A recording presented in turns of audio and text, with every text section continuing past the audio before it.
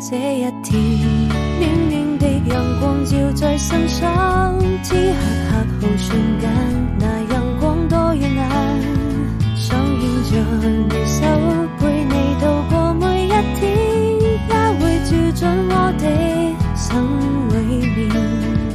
一本廢往的畫經書寫着從前，編寫成詩篇，讓願望能夠實現。一切都追不剪，寫下誓言，或許這才是永遠。和時間，也許這就是永遠。交談縱線，你是否聽得見？